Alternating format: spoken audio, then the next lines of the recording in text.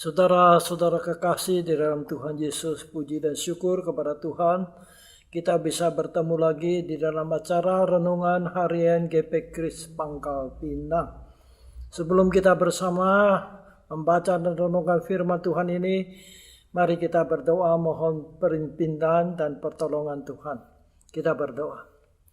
Bapa di dalam surga, terima kasih Tuhan telah memimpin kami sehari lewat sehari, semalam lewat semalam, sehingga pada hari ini kami boleh kembali datang di hadirat-Mu, ya Tuhan, untuk merenungkan firman Tuhan di dalam acara Renungan Harian gereja kami. Kami mohon Roh Tuhan membuka hati dan pikiran kami, supaya kami dapat mengerti firman-Mu ini. Terima kasih Tuhan. Dalam nama Tuhan Yesus kami berdoa. Amin. Saudara-saudara kekasih dalam Tuhan, kita akan melanjutkan renungan kita mengenai riwayat Tuhan Yesus. Hari ini kita masih tetap di dalam pembicaraan Tuhan Yesus tentang 8 kebahagiaan warga kerajaan sorga. Hari ini adalah tentang kebahagiaan yang ke-8, yaitu berbahagialah orang yang dianiaya oleh sebab kebenaran. Nas Alkitab yang mencatat ucapan Yesus ini adalah di Injil Matius pasal 5 ayat 10 sampai 12. Saya akan bacakan. Matius 5 ayat 10 sampai 12. Berbahagialah orang yang dianiaya oleh sebab kebenaran, karena merekalah yang mempunyai kerajaan sorga. Berbahagialah kamu jika karena aku kamu dicela dan dianiaya, dan kepadamu difitnahkan segala yang jahat. Bersukacitalah dan bergembiralah, karena upahmu besar di sorga. Sebab demikian juga telah dianiaya nabi-nabi yang sebelum kamu. Amin. Demikianlah pembacaan.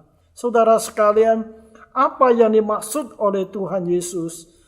Orang yang dianiaya oleh karena kebenaran adalah orang yang berbahagia.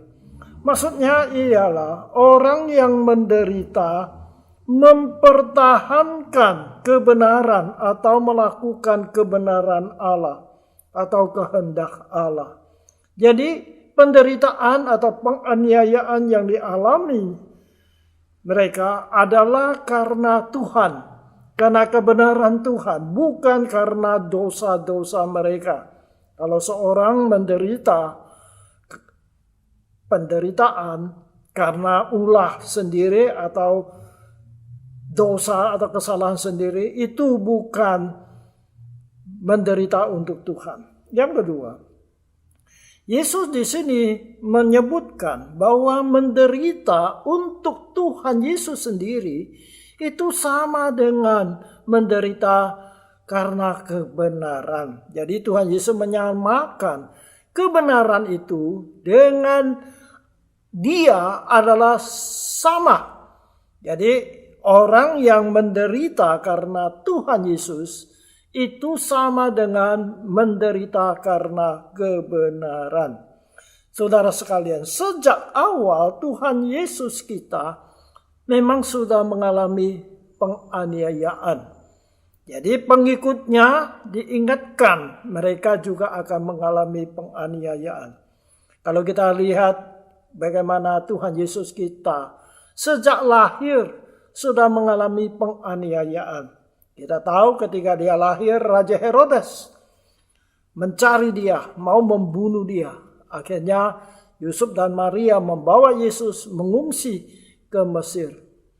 Kemudian kita lihat ketika Tuhan Yesus tampil di depan umum untuk memberitakan Injil ketika dia umur 30 tahun, kita melihat bagaimana reaksi daripada pemimpin-pemimpin agama orang Yahudi, yaitu orang-orang Farisi dan imam-imam. Kita baca di dalam Injil, mereka itu berusaha menganiaya Yesus. Bahkan kemudian kita tahu bagaimana Tuhan Yesus disiksa dan dihukum mati di atas kayu salib. Jadi kita lihat Tuhan Yesus Selama hidupnya dia mengalami penganiayaan, penderitaan ketika dia memberitakan Injil keselamatan ini. Kemudian kita tahu sesudah Tuhan Yesus mati, disalibkan, dimakamkan, kemudian bangkit dan kembali ke surga, naik ke surga, murid-muridnya pergi mengabar Injil ke mana-mana. Dan banyak orang menjadi percaya. Dan orang-orang Yahudi juga mengancam mereka, menganiaya mereka. Sehingga murid-murid Tuhan Yesus terpaksa melarikan diri ke mana-mana. Hal ini dapat kita baca di dalam kitab Kisah Rasul. Kita akan baca bagaimana murid-murid Tuhan Yesus pada abad yang pertama, pada awal berdirinya gereja, mereka itu sudah mengalami penganiayaan yang luar biasa. Saudara sekalian, ini memberitahukan kepada kita bahwa Yesus sudah mengingatkan mereka bahwa mereka akan menderita karena kebenaran. Mereka akan menderita karena memberitakan Injil. Kemudian kita lihat semula orang itu pemimpin atau pemerintahan Romawi tidak menganiaya orang Kristen. Hanya orang Yahudi, pemimpin orang Yahudi menganiaya orang Kristen. Tetapi kemudian orang Romawi ikut menganiaya orang Kristen. Kenapa? Semula orang Romawi itu menganggap agama itu bebas. Mau beragama apapun terserah mereka. Tetapi kemudian ada kaisar atau raja Roma yang membangun patung mereka. Dia lalu memerintahkan rakyatnya harus menyembah patung kaisar itu. Nah, orang Kristen tidak mau menyembah patung kaisar itu. Sehingga kaisar menjadi marah dan mulailah mereka menganiaya orang Kristen. Jadi kalau kita baca sejarah gereja, dari abad pertama, dari sejak Yesus mati dan bangkit kembali, sejak gereja pertama berdiri, orang Kristen mengalami penganiayaan sampai kurang lebih 300 tahun. Selama 300 tahun orang Kristen mengalami penganiayaan yang luar biasa. Satu pertanyaan. Mengapa orang Kristen sejak awal itu sudah mengalami penganiayaan? Tetapi mereka masih mau percaya kepada Tuhan Yesus. Bukan saja mereka percaya, mereka kemanapun selalu memberitakan Injil. Mengajak orang percaya kepada Tuhan Yesus walaupun risikonya tinggi. Pertaruhannya adalah nyawa mereka. Nah, saudara sekalian, tentu ada sebabnya. Mungkin di sini saya sebutkan berapa saja. Yang pertama, mereka itu tahu dengan sungguh-sungguh bahwa Yesus yang mereka percaya adalah Allah yang hidup. Karena mereka melihat sendiri bagaimana Tuhan Yesus melakukan mujizat. Kemudian mati di kayu salib, tetapi pada hari yang ketiga Yesus bangkit kembali. Saudara sekalian, mereka adalah saksi-saksi yang melihat Yesus yang mati itu bangkit kembali. Dan kemudian Yesus naik ke surga di depan mata mereka. Jadi mereka melihat sendiri bagaimana Yesus ini bukanlah manusia yang ada di dalam dunia ini saja. Tetapi Yesus adalah dari surga dan kembali ke surga. Sehingga mereka punya keyakinan yang teguh bahwa Yesus itu bukan hanya sebagai manusia biasa, tetapi dia adalah Allah yang telah menjadi manusia yang datang ke dalam dunia dan kemudian kembali ke surga. Yang kedua, mereka bisa menderita karena mereka tahu bahwa apapun yang mereka derita itu, Allah Tuhan Yesus itu bersama dengan dia. Karena Tuhan Yesus berjanji akan beserta dengan mereka. Dan kita tahu bahwa Roh Kudus diutus oleh Allah untuk menyertai dengan mereka sehingga memberi mereka kekuatan, kemampuan bertahan di dalam penderitaan yang luar biasa itu. Jadi saudara sekalian, mereka tidak menderita sendirian, tetapi ada Tuhan memberi kekuatan, memberi pengharapan kepada mereka. Tuhan menyertai dengan mereka sehingga di dalam penderitaan mereka mendapat penghiburan dari Tuhan. Yang ketiga, mengapa mereka mau menderita? Karena mereka tahu bahwa penderitaan mereka itu sementara. Mereka tahu bahwa mereka itu punya kampung halaman, tanah air yang kekal, yang Tuhan sediakan bagi mereka di sorga. Sekarang mereka menderita untuk Tuhan di dunia, tetapi nanti mereka akan kembali ke sorga bersama dengan Tuhan, menikmati kemuliaan yang kekal. Penderitaan yang mereka alami sekarang adalah sementara saja. Nah, saudara sekalian, apa yang bisa kita pelajari dari ajaran Tuhan Yesus ini? Artinya, bagaimana kita harus menghadapi kalau kita harus mengalami penganiayaan. Yang pertama, kita harus mengetahui penderitaan ini adalah untuk Tuhan. Karena Tuhan, bukan karena dosa kita. Oleh sebab itu kita tidak boleh mencari penderitaan untuk kita hadapi. Artinya kita nggak usah mencari penyakit untuk dianiaya. Tidak. Kita harus menghindari penganiayaan. Kita harus menghindari segala siksaan dan sebagainya. Namun, jikalau situasi, keadaan yang harus kita hadapi, yang harus kita alami penganiayaan, kita harus berani menghadapinya. Kita harus berani menderita untuk Tuhan. Jadi kita tidak mencari penderitaan. Tetapi kalau perlu kita harus menderita, maka kita harus bersedia mengalami penderitaan. Sebab Tuhan Yesus sudah mengingatkan kita bahwa orang yang menderita untuk Tuhan Yesus itu adalah orang yang berbahagia. Tadi kita sudah baca, tidak salah saya baca kembali dalam Matius pasal 5 ayat 11 dan 12. Tuhan Yesus berkata kepada kita semua, "Berbahagialah kamu jika karena aku kamu dicela dan dianiaya, dan kepadamu difitnah segala yang jahat. Bersukacitalah dan bergembiralah, karena upahmu besar di sorga. Sebab demikian juga telah dianiaya nabi-nabi yang sebelum kamu." Jadi Tuhan Yesus mengatakan, berbahagia orang yang menderita karena Dia. Mereka akan mendapat upah seperti nabi-nabi yang dahulu. Kemudian di dalam Injil Matius pasal 10 ayat 32 dan 33, Tuhan Yesus mengingatkan kita. Barang siapa di depan orang mengaku Dia, nanti di sorga Tuhan juga mengaku Dia. Tetapi barang siapa tidak mau mengaku Dia, nanti di sorga Tuhan juga tidak akan mengaku Dia. Saya bacakan ayat ini. Matius 10 ayat 32 dan 33. Setiap orang yang mengakui aku di depan manusia, aku juga akan mengakuinya di depan Bapakku yang di sorga. Tetapi barang siapa menyangkal aku di depan manusia, aku juga akan menyangkalnya di depan Bapakku yang di sorga.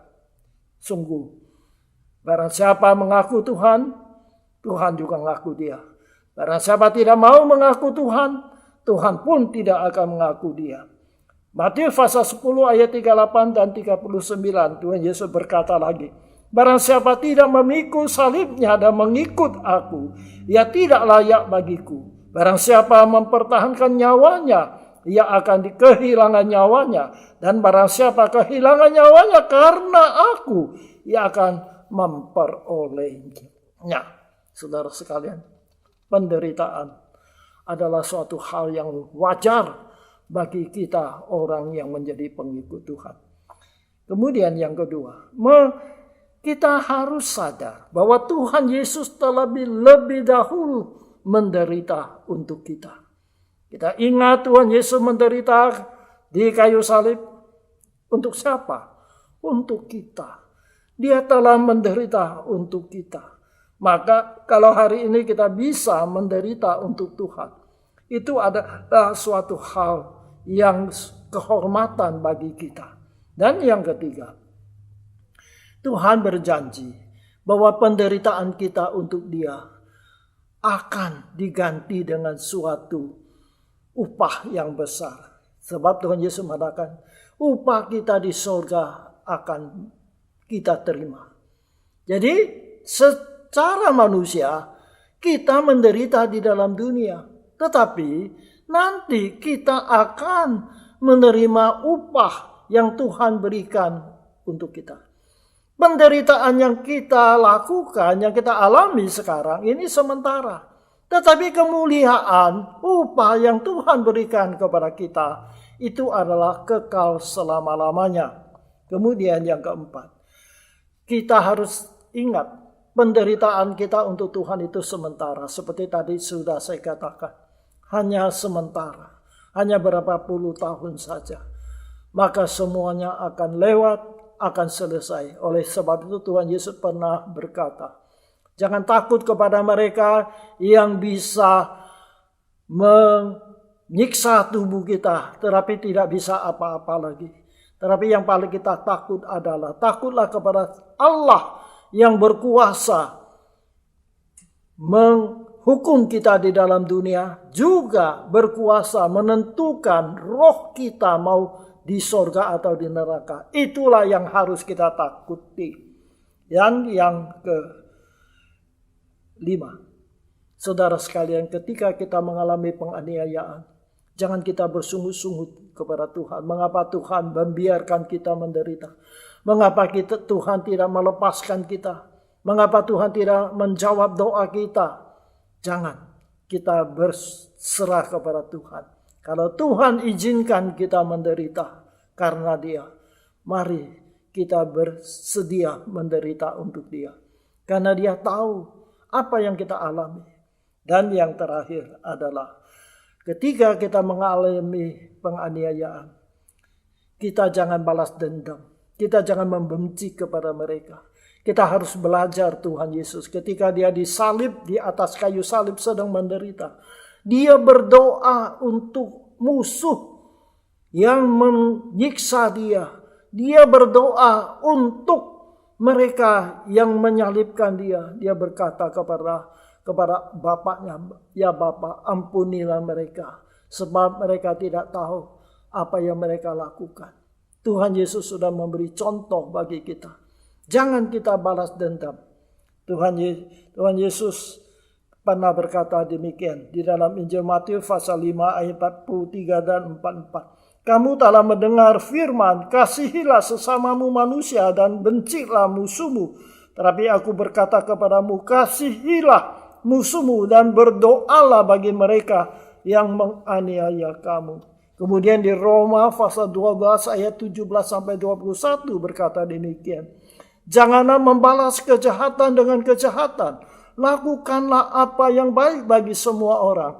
Sedapat-dapatnya kalau hal itu tergantung padamu. Hiduplah dalam perdamaian dengan semua orang. Saudara-saudaraku yang kekasih, janganlah kamu sendiri menuntut pembalasan, tetapi berilah tempat kepada murka Allah, sebab ada tertulis, pembalasan itu adalah hakku, akulah yang akan menuntut pembalasan, firman Tuhan. Tetapi jika seterumu lapar, berilah dia makan, jika ia haus, berilah dia minum. Dengan berbuat demikian, kamu menumpukkan bara api di atas kepalanya. Janganlah kamu kalah terhadap kejahatan, tetapi kalahkanlah kejahatan dengan kebaikan. Saudara sekalian, di sini Tuhan Yesus Allah mengajar kita, jangan balas dendam. Jangan benci kepada orang yang menganiaya kita, tapi doalah untuk mereka itu. Saudara sekalian, hari ini kita melihat banyak orang Kristen mau percaya Tuhan karena mereka ingin mendapat berkat-berkat Tuhan. Mereka percaya Tuhan karena ingin penyakit mereka disembuhkan. Mereka percaya Tuhan supaya usaha mereka lancar. Saudara sekalian, memang itu tidak salah. Tetapi apakah itu tujuan kita? Tujuan kita mengikut Tuhan adalah untuk mendapat pahala yang kekal. Hidup kekal di sorga. Dunia ini hanya sementara, kekayaan sementara. Penyakit sembuh itu juga sementara. Toh akhirnya kita akan sakit dan mati juga. Oleh sebab itu, mari kita mencari yang kekal. Bukan hanya yang sementara saja. Kita janganlah menjadi orang Kristen yang manja. Ya, orang Kristen yang kolokan. Sedikit-dikit ngambek.